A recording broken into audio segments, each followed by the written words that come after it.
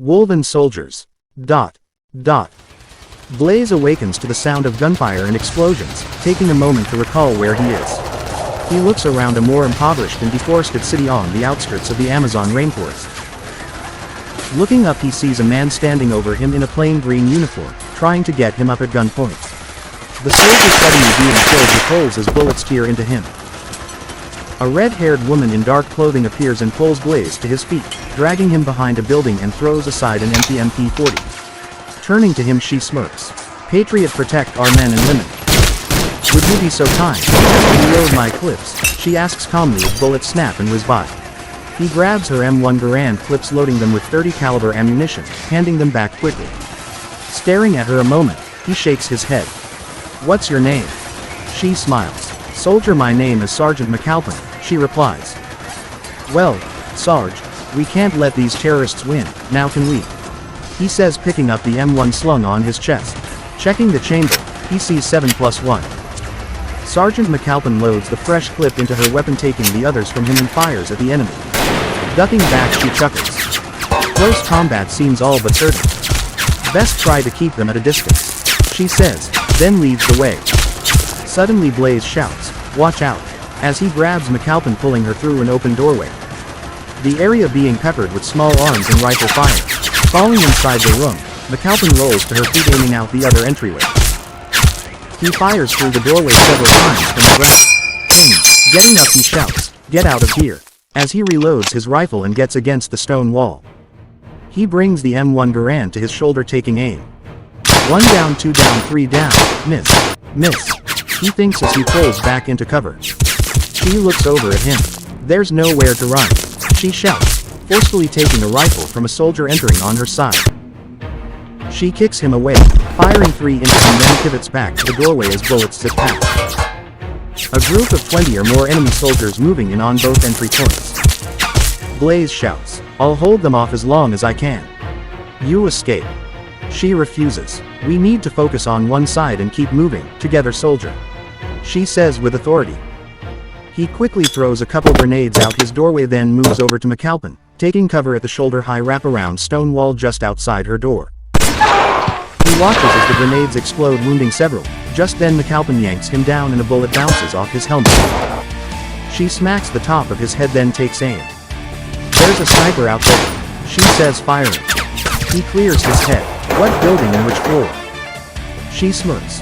"5th floor, of tallest, 600 meters, McAlpin tells him. He quickly spots the structure, counting floors as he peeks above the wall. He sees the flash of a rifle in a dark window of the demolished building and pulls his head back behind cover. The bullet whizzing by a millisecond later. He pops up with his rifle pointed to the position. No target. He thinks instantly, dropping back down as the sniper fires from the next window over. The shot hits the wall behind Blaze, who chuckles, thinking, "If he was closer than 1,800 feet, would have killed me 3 times already." He sighs. "I need to get closer with these iron sights." He thinks, peering out from the wall once more, but hidden from the sniper. This time towards trees where he saw the 2 to 3 men. He thinks to himself, the trees could block the view of a sharpshooter and the other building would be in the way. There's a small chance I can get to them that way and take them out. He looks to the building again. Then to McAlpin. "Sergeant, I need a distraction. I'm going to run around to the trees and try to flank the sniper and his fellow soldiers." "What do you think of that plan, Lynn?" he says. She frowns. "It's your call, Major, but I would rather you stayed close so I can keep an eye on you." She gives him a nod. He then says, "Let's do it, stay on me." Moving quickly, the shots from the sniper miss, the 3 men having moved around the building down the alley. Dot. Dot. Blaze and the sergeant move quickly through the open space and along the wall as an enemy soldier walks around the corner 2 feet away. Upon seeing them, he turns, raising his gun, but Blaze quickly grabs the barrel and lands a hard elbow, knocking the soldier out cold with his squad caught by surprise. Blaze pulls his P07 and fires 16 rounds. Dot. Dot. He's looking down the alley when he feels sharp pains in his back. Hearing a popping, buzzsaw-like sound. Then another pain in his arm. He quickly turns, finding himself staring down the business end of an FG-42, farther back past the building they left. As he drops to the ground, "I thought the plan was to move together and cover each other," he thinks. his body starting to slow down. Appearing from a door, McAlpin throws a grenade at the one firing him. "Don't you die on me," she says as she drags him into the burned-out building. "I'm not gone yet," he says as he sees the dead soldier McAlpin had to handle as he missed the doorway. He drifts in and out of consciousness. Then it all goes black. A day later. Blaze wakes to find himself in a military field hospital, hooked up to several IVs of life-saving fluids. He looks at McAlpin. "How did we get out of there?" He asks as a small explosion goes off above. Then a few more, and suddenly the 10 anti-air guns open up. The hospital they're in coming apart as an air raid's bombs begin to fall. Blaze stares at her in shock. "It's against the rules of war to attack medical facilities or medics," he says as a nearby blast goes off and he blacks out again. Coming to, he sees McAlpin carrying him through the jungle as he hears bullets smacking into trees and flying overhead. Drifting in and out of consciousness. He wakes fully enough to see the river at the bottom of the cliff just as seeing McAlpin at the water. Going dark again, he sees machine gun fire rapids and the cliff top of water around them explodes from impacting rounds. McAlpin pulling him under as the world fades to black. He wakes to being carried through the jungle by McAlpin. She's really determined, isn't she? Why not just leave me behind? He thinks to himself before losing wakefulness again. Sometime later. He feels a gentle touch on his shoulder. "Blaze," McAlpin says as he wakes in a hospital deep within the Amazon rainforest. He looks around. "We aren't gonna get forced out of this one too, are we?" The sergeant shrugs. "I hope not, we're far inside friendly territory now. Came in on the river 2 days ago," she says and he nods. "That's good. Are you okay?" McAlpin blushes. "Yeah, I'm okay," she says gripping his hand. As the hours go by, one thing catches Blaze's attention as he walks the halls aside from his body recovering extraordinarily fast, though still injured. He notices an uneasy feeling as dusk nears. Just then McAlpin stops him. "I'm going to move us up higher," she says looking through a window. Blaze nods. "Why is everyone getting nervous about the night?" he asks her and she shrugs. "I don't know, I'm getting a bad feeling about this area too though," she says. On the way to the new room McAlpin asks a local why everyone's nervous. He just shakes his head and walks off. In the new room minutes later, Blaze peers through a window looking out over the surrounding jungle and a nearby street. He turns rubbing his neck. Something's not right about this place, he tells the Sarge as she walks in. "Yeah. I agree with that. The natives won't say anything but something's got them scared. I've been stationed here before and it wasn't like this feels now," she admits. Blaze turns from the window and finds 2 women from a briefing 2 weeks ago standing there. "Hey, you twins didn't tell me you were coming," he says. "We wanted to surprise you," they reply. McAlpin asks them, "Do you two know anything about why people are scared of the night around here?" The women shake their heads. Then one says, "No, we were just told to come here and help you, I guess." Blaze sighs, then looks out the window to watch a man crossing the road in a hurry. Never seen them run so fast, he thinks as the man crosses several fields moving out of sight. Not trusting the twins when only one speaks, he wonders a moment. "Alana," he calls over to her. He gets no answer as she's listening to music. Just then another person stops in the bright street light. Blaze frowns, wondering if everyone was just scared of nothing. A tourist probably, he thinks and starts to turn away, then sees him get knocked to the ground by a massive dog-like creature. His throat ripped out by a clawed hand before he could scream. It then stands on 2 legs and looks up at him in the window. Blaze jerks out of sight, causing McAlpin to stand up looking his way. "What's wrong?" he points. "I thought I saw something in the street light, please tell me." "There's nothing on the sidewalk down there," he says and McAlpin pulls out some binoculars. There's a lot of blood in the street and drag marks off into the trees. "What did you see?" she asks him. He tells her and her eyes widen in shock as she sits down. Just as he finishes, there's a gunshot and unearthly roar followed by shrieks of terror just outside the hospital. Blaze and McAlpin rush to the windows but see nothing. The screams having stopped abruptly. Blaze shakes his head. I told you there was something out there. Dot. More yells of terror as a loud crash splits the darkness. The sound of death screams mixed in with beastly sounds, smashing dishes and breaking wood fill the once silent night. Even the forest life hiding quietly in fear. Dot. Dot. Dot. After a few hours of darkness and terror, something the size of a small airplane flies out from the trees and crashes into the streets. McAlpin looks at it in surprise. Is that a UAV? She asks. Blaze sighs. You don't think? McAlpin shakes her head. I hope not. Either way, we have to do something about that creature. He frowns. Creatures. There were other screams throughout town. He tells them. A man rushes in talking to McAlpin, pulling her away. The creature smashed through 3 buildings before the people shot it down. It killed 15 and destroyed several buildings. They were heading straight for the stadium. He says to her. Blaze looks around at the scared people. We have to do something, he thinks. After listening to the local and they part, she walks over to Blaze, clearly unhappy. They retreated for now, only come some nights. We got lucky as we came in when the things were on the other side of the forest. They said it all started after a military plane crashed in the area about 3 months ago. She pauses a moment. Thing is, there's no reports of any downed military aircraft in the area. She tells him. He shakes his head. That's a real problem, he tells her, sitting in a chair nearby. She nods as he continues. What if it's an escaped experiment? Wouldn't be the first time governments did something like that. They'd just classify it and everyone go on with their lives. McAlpin asks the dreaded question. What if this is a field test? It took 15 people and destroyed several buildings before just one was killed. The others look at the two of them as Blaze sighs. We need to warn the people in this town before something bigger comes our way. There's a loud crash down in the dirt parking lot outside and they hurry to the window to see what's going on. They see people run and scream as dog-like creatures attack, pulling them off into the jungle.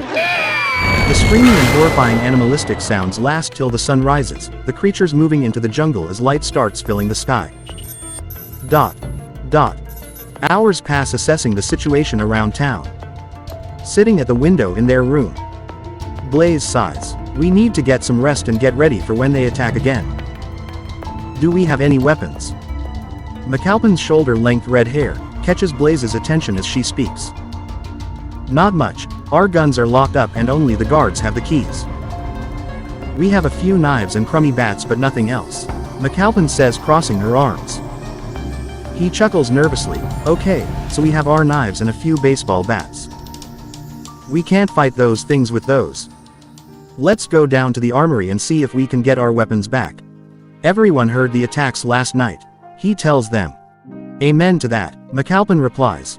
As they make their way to the armory they make a plan. Upon arriving they see the guards pretty banged up, with some bandaged and bleeding. McAlpin steps forward. We were here for the creature attack last night and we need our weapons to help defend this town tonight. She says bluntly to one of the soldiers. A bandaged man steps up and hands her a gun and a box of ammo and turns over a key to Blaze. Feeling better, McAlpin looks around. Does anyone know anything more about the creatures? She asks them. One of the many others speaks up. I studied mythology and animals in college and heard of a lobisomem creature in South American folklore that is often thought to be a werewolf in Brazil. In human form, the lobisomem is said to have slightly pointed ears and pale skin. In werewolf form, it looks much like the classic werewolf, he tells her. Then the man gets a call and makes his leave. As he walks away, a rumor I've heard is that they are the evolved forms of the Amazon's many animals, not just wolf-like things. He adds. Dot. Dot. Dot. Minutes later. Blaze opens the weapons locker to find a mostly untouched arsenal, grabbing an M4 assault rifle and a CZP-07. Some claymores and C4 charges along with flash and frag grenades.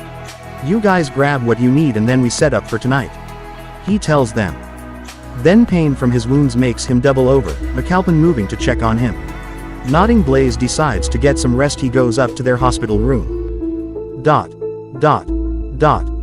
When he wakes, it's already dinner time. The sun just touching the horizon as the townspeople are informed. Claymores and C4 set in areas the creatures come from most often. McAlpin takes a position up on the roof of the hospital with the two women, making Blaze uncomfortable. What do the twins know? He thinks as he and what's left of the soldiers stationed in town move out in 10 three-man groups, moving to different areas throughout the settlement. Blaze has a thought cross his mind. Can these things be seen by thermal vision? He asks the banged-up Marine that's his number 2 as the teams reach their areas. No sir, if it's a night attack, you're just gonna get the sound of howling and see a bunch of badass-looking wolves running around in the starlight. They adapt quickly in a fight and they usually work in packs. Then the third of his group speaks up. Night vision can see them, their eyes especially. So bright, he says, growing terrified. He looks over at the carnage and just shakes his head. I don't want to be on the receiving end of that lupine wrath. Blaze finds the men odd. Where were these guys earlier with all that knowledge? This isn't looking great, even if it was an accident. He thinks to himself. As the sun sets, they begin to hear the creatures uttering their guttural roars and howls in the jungle unlike the previous night. McAlpin comes over the radio, perimeter up and running. We have motion sensors around the town to about 100 yards into the jungle and overlapping fields of detection, so we'll know where they're coming from, she says in everyone's headset. After a few tense minutes things go quiet, then the first motion sensor trips. Blaze holds his radio button. McAlpin, where is that going off? He calls out. She quickly replies, it's from your side. Coming from the direction of the plane crash, she says. Then a howl comes over the radio. In the distance a voice yells out, they're coming, they know we are here. The warning comes short as he's ripped apart. The attack heard in their earpieces. Blaze winces then whispers into his mic. Get your backs to a wall, one man cover the rooftops while the other two cover the ground. A claymore near Blaze's position goes off. An extra man rounds a corner. This is bad, what are they doing? The new soldier asks in fear. Blaze waves him over. Soldier, get over here by us and cover the rooftops. He tells Pete, who nods saying. The howls are getting closer, the trees are letting them move how they want. As he shakes. That's when they see the many glowing eyes in the darkness. Blaze radios the teams. All teams, we can't be caught reloading at the same time. Fire in staggered patterns. Try to have 1 or 2 firing at all times. Looking over he freezes, the wolf-like beasts, seeming to notice the claymore setup nearby. As he watches, they back off and one moves, as if seeking shelter from the trap. The creature looks him in his eyes and he sees a calm, calculating mind. It nods then seems to chuckle as it throws a stone, detonating the mine, explosions around the settlement filling the air. Its green eyes showing its smirk through the smoke, it then vanishes into the forest as Blaze aims his rifle, considering a terrifying idea. Were these things trained or something? He wonders. Just a minute later. The creatures rush into the town from all sides and all hell breaks loose. 3 creatures approach Blaze's team from the front while 2 more split and move on their sides. Damn it, open fire! Open fire! The silent night is ripped apart by the sound of exploding gunpowder and flying lead. But it seems to have little effect on the creatures. Looking over, Blaze sees a nearby team in trouble. The last man being knocked on his back and dragged off firing his pistol wildly. You'll never take me alive, you bastards. No! His screams fading quickly into the jungle. Grabbing his mic again, Blaze shouts as he fires in bursts. Fall back to the hospital. He empties his mag into one of the creatures closest and it falls. That took way too many shots even for non-vital hits. He thinks as he pulls his CZP-07 and shoots another creature in its chest where he assumes the heart will beat, then one in the head slowly but not stopping the threat. Jane fires her 50 cal sniper from the roof of the hospital. The reporter reminds causing Blaze to flinch as the beast's head explodes. Moving into the hospital, he looks at the staff. Barricade the doors after our men return. He yells at them as the team of soldiers hold off the assault. Sometime later. The howls have stopped and the streets silent as the creatures seem to have called off the attack. A nearby soldier jumps to his feet. What the? he says in fear as Blaze turns, raising his M4. Wolven Soldiers. He thinks, aiming at the beast that was about to attack as it hesitates upon being seen. Pulling the trigger, there's an empty click, drawing a smirk from the creature. Behind him to his right, McAlpin shouts, "Cover your ears." And as Blaze jumps back from a swiping claw, the 50 cal Barrett almost blows the beast apart with a single chest shot, deafening all nearby. Dust and tiles falling from the ceiling. Its insides turn to mush. The creature stands for a moment trying to walk, then collapses to the floor. McAlpin grabs her radio. Fall back, we are almost out of ammo," she says into her mic, then seeing more incoming calls out. "Everyone to the safe room of the hospital now." Dot. Hours after falling back to the hospital safe room, the creatures retreat back into the jungle. As swords and knives head with the final push, the Wolven seemingly giving up on the night early, finding a force they may have underestimated. Dot. As the sun begins to rise, one of the creatures stands up on two legs, looking at the small city. An image of Blaze, playing through its mind. He huffs, looking over at his mate, projecting telepathic thoughts. Sharing, moving images of a clock timer set for an hour, along with many other larger forces falling. The female Wolven's humanoid form chuckles in the darkness, sending back a series of words in the form of images with a beautiful voice. Impressive, they survived the night. They're good, but I bet you or I could touch one and not get noticed at all. His mate's lips curl into a smile. Her mate turns with a smirk, walking away as they rejoin the pack. Images and a voice play in her mind, the instinctive imagery giving way to more human-like thought. "Want to bet on it?" she hears in her head. Then her cheeks grow warm at his next thoughts as they vanish into the Amazon. 3 days later. Loudspeakers throughout the city settlement blare. "You are advised to pack light bags, take essentials only, and be ready to evac immediately. The transports will be at the soccer field waiting and ferrying citizens all day. Flights will end at sundown. Do not be late." Then there's silence and the hourly recorded message shuts off. Blaze looks over at McAlpin. "Everyone's leaving but us, and the crazy people," he says, shaking his head. "At least we have weapons being dropped in.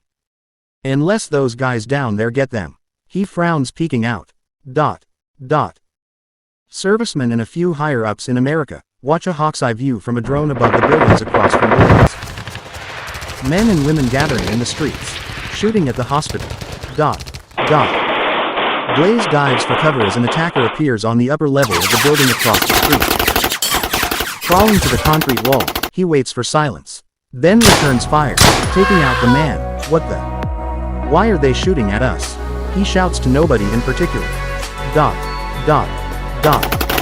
The shooting continues for another 2 hours. Blaze grunts. "It's been 3 days since the Wolven attack and most people have fled. We can barely defend against the ambushes set up by crazed survivors. Then those things, what if this is what they want, wasting our ammo on each other and dying before they even come into town?" he says, pausing. "What do we do?" McAlpin nods. "We fall back, that's what we do." Blaze shrugs. "These villagers are just angry. No need to kill them for trying to protect their homes," he says, shooting a villager with an AK-47 in the shoulder, causing a flesh wound. "We have to get a message out that we aren't responsible for the creatures," he adds as everyone bugs out through the emergency escape they created, falling back away from the town. The daylight fading fast. There's cover from the trees as they crouch in a ditch, bullets snapping by shot at random. Blaze tries to keep calm and remember his training. The sunlight is almost gone. The trigger-happy villagers retreat back to the settlement. As the sun sets, the sounds of the Wolven resound through the jungle as Blaze and McAlpin try to find cover for their men. Coming upon a small village, they are able to split off and stay in visual sight. The team's nervous. A veteran and 2 conscripts search one street, as a second team of 4 men searches a parallel street. Blaze and 2 other teams moving along treetop pathways. Blaze is on one side, the other across the small village, still in sight, 300 feet away. Blaze whispers into his radio. "Keep alert." The darkness thickening as they move.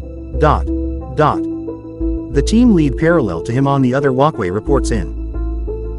Been hearing things about 400 meters out, but no sign of the Wolven yet. Blaze holds his mic button. "McAlpin, how are things with your team on the ground?" he asks. She takes a moment. "Still nothing spotted, just sounds of Wolven psychological warfare, Major," she replies. Then Blaze senses something, seeing the black forms moving behind and in front of his team in a pathway. "Ground units, 5 hostiles moving in front and behind you," he says as the catwalk shudders. Looking ahead, he grunts his teeth. "We have hostiles moving on my catwalk. I think they are planning to keep us all busy," he says. Just then from the other elevated walkway, "We have a visual on 4 Wolven impeding our forward movement. Dot. Dot. Dot." Blaze checks his M4. "Ground teams, stay alert. Hostiles moving in front of my position at my level. They're shadowing all teams. If they attack, we meet up as quickly as possible. I think they're just making a point, playing games with us. They've been on us a while and wanted seen," he says in everyone's earpiece. Looking at the Wolven in his path. "Right," he says, and it grins, showing in its bright green eyes as it nods. Dot. Dot. McAlpin comes through the earpieces. "Ground force has movement but still no major acts of aggression. If they have a point, they've made it," she tells Blaze as the larger Wolven steps towards him.